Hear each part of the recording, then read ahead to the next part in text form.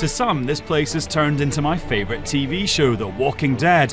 It's full of zombies. You'll have to excuse me while the tumbleweed blows gently past me and the shadows fall around us and the cobwebs hang thick about the building, but it's pretty miserable and depressing.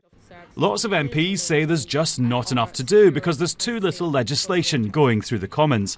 On Monday, the Chamber rose 5 hours earlier than scheduled, following debates about women bishops and post offices. The ayes have it, the ayes have it.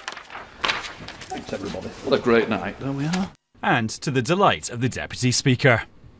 And getting the blame is the Fixed Term Parliaments Act, passed by the Coalition in 2011, which limits a parliament to 5 years and fixes the date of general elections in law, taking that power away from a sitting Prime Minister. It takes a whopping 2/3 majority of MPs to administer a death sentence to the government.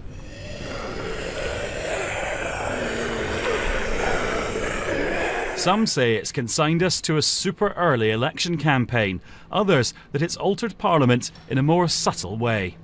It missed the fact that in this country we have 350 years of settled democracy. We don't need Parliament to do the heavy lifting, and that's what fixed terms have done. They've, in a sense, put the obligation of holding the coalition together on the shoulders of Parliament. Actually, the political parties have proven they'd have been more than capable of holding the coalition together.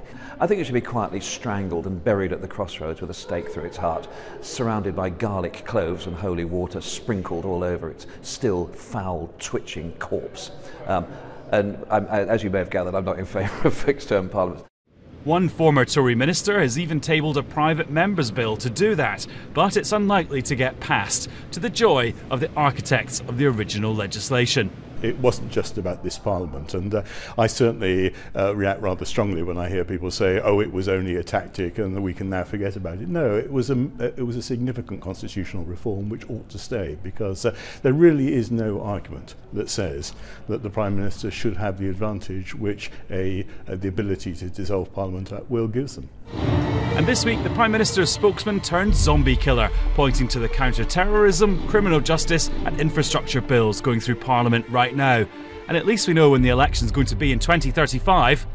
Oh, unless there's a real zombie apocalypse.